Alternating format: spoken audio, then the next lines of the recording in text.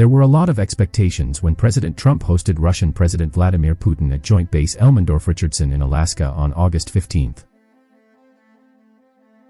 Trump initially remarked, "I can wrap up this war super fast," but he later changed his mind and stated that it's actually much more difficult.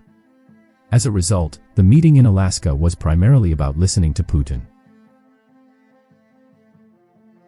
It's still unclear what was actually accomplished or whether there is a viable plan to settle the conflict between Russia and Ukraine following that brief summit and the discussions with Ukrainian President Volodymyr Zelenskyy and 7 European leaders back at the White House on August 18.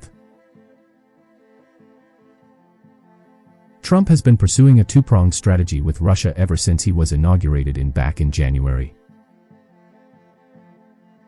One side focuses on resetting the relationship and luring them in with enticing investment and trade prospects in order to improve the situation. The other is blatantly attempting to halt the conflict. Trump believes he should be considered for the Nobel Peace Prize because he sees himself as a major peacemaker. His staff has maintained these two strategies quite distinct over the past 8 months, sending Special Envoy Steven Witkoff to negotiate the war issues with Putin on the one hand and discussing economic agreements and improved diplomacy on the other. With a full commercial team led by Kirill Dmitriev from Russia's Sovereign Wealth Fund, Putin arrived in Alaska with the intention of closing some transactions. Trump invited along Treasury Secretary Scott Bessent and Commerce Secretary Howard Lutnick to tease things like Russian stakes in Alaskan oil and a joint venture on the exploration of rare earth minerals. However, the event ended early, with no business-related announcements made, after only 3.5 hours instead of the 6 that were scheduled. It appears that Trump's two diplomatic strands became entangled in Alaska, and because they were unable to reach a consensus on ending the war, the Americans simply cut off all discussions about potential economic benefits. What precisely was accomplished in Alaska, then? It turns out that the world learned all of these things from some documents that were inadvertently left behind, and the leaders decided to forego the scheduled joint lunch when the meeting ended much earlier than expected. Putin kicked off their extremely brief joint press conference, which lasted only 9 minutes in total. He really went all out for Trump in his act. He mentioned how the United States and the Soviet Union worked together during World War II, and he wholeheartedly concurred that Russia would not have invaded Ukraine in 2022 if Trump had been in office. According to him, we hear President Trump say today, "If I had been president, there would have been no war." I can attest to this since President Trump and I have developed a typically excellent, cordial, and reliable relationship. And I have every reason to think that we can stop the crisis in Ukraine as long as we continue on this course, and the sooner the better. Though he seemed more skeptical about the outcome, Trump gave Putin some kudos as well. He said, "We have made some progress, but we haven't fully reached all of the issues we agreed on.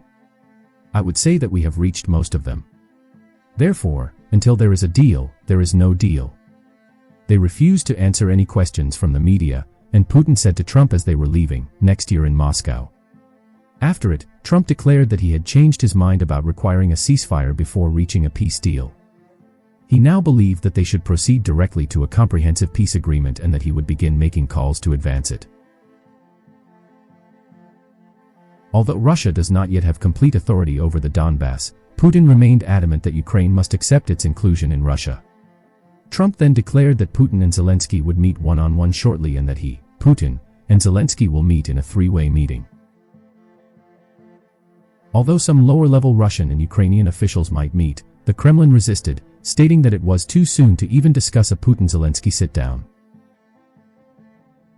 In essence, it appears like Putin wants to continue the conflict because he believes Russia can still prevail. He is doing this by making ambiguous promises of additional discussions in order to delay substantive negotiations while Russia continues to attack Ukrainian cities.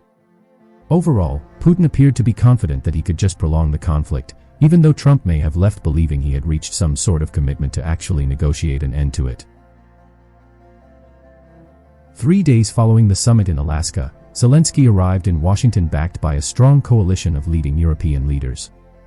They were all focused on preventing another nasty confrontation in the White House, such as the one that occurred in late February when Trump and Vice President J.D. Vance essentially ejected the Ukrainian president after accusing him of being ungrateful and saying he had no leverage. The Europeans were also adamant about preventing Trump from forcing Zelenskyy into a peace agreement with Russia that would destroy Ukraine's chances of remaining a fully independent, sovereign country that makes its own foreign policy decisions. Zelenskyy's meeting with Trump this time went much better than the last one in the Oval Office. As the two leaders exchanged praise, Zelenskyy reiterated his desire for the fighting to end and thanked the United States for all of its assistance to Ukraine. Then came this unique encounter with those 7 European leaders: German Chancellor Friedrich Merz, Finnish President Alexander Stubb, French President Emmanuel Macron, Italian Prime Minister Giorgia Meloni, British Prime Minister Keir Starmer, European Commission President Ursula von der Leyen, and NATO Secretary-General Mark Rutte. They were more concerned with post-conflict security assurances than with how to actually stop the war. The Europeans sought to ensure that Russia would reconsider attacking Ukraine if the violence ceased. Although there were few specifics, the White House meeting concluded with the United States promising to contribute to security guarantees, the Europeans promising to send some troops to the ground to enforce a peace deal, and Ukraine receiving a promise similar to Article 5 to prevent another Russian invasion. Trump picked up the phone to contact Putin in the middle of the White House meeting, and once everything was over, he made another call. According to Trump, the White House is planning a bilateral meeting between Putin and Zelenskyy, followed by a trilateral meeting between Zelenskyy, Putin, and himself. However, the Kremlin is resisting, arguing that some official talks at a lower level should take place first. Given that he consistently refers to Zelenskyy as an illegal leader, Putin is unlikely to meet with him in person. Furthermore, Trump continues to emphasize his assertion that Ukraine started the conflict, claiming that Zelenskyy must cede some land and that he has the option to end it immediately if he so chooses. Well, where are we at this moment? Putin is taking advantage of Ukraine by demanding that it cede the whole Donbass to Russia, including strategically crucial areas of land that Ukraine does not yet control. Trump has been suggesting land swaps, but let's face it, Ukraine just ceding territory to Russia isn't a deal of any kind.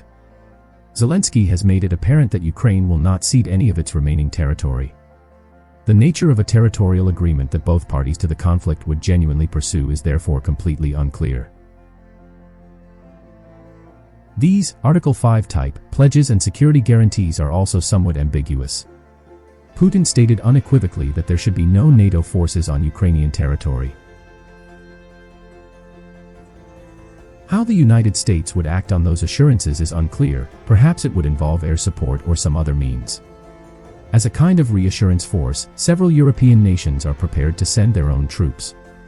The main problem with Article 5 style measures is that, even though Ukraine is not a member of NATO, Russia would have to accept the notion that, should they attack Ukraine once more in the future, NATO nations would declare war on Russia. That presents a massive, unprecedented challenge to Europe and the future of deterrence. Furthermore, Russian Foreign Minister Sergei Lavrov has been restating the Kremlin's insistence that China and Russia be added to the group providing Ukraine with security guarantees, thereby giving Russia a veto over any future actions Ukraine wishes to take. What emerged from those conferences in Alaska and the White House is that the Europeans will continue to work out the specifics of their security pledges for Ukraine, while the United States will step up efforts to expedite war-ending negotiations. However, there is absolutely no indication that Putin is interested in ending a conflict that he believes he is winning. Only when Putin believes Russia cannot win will he begin to take negotiations seriously.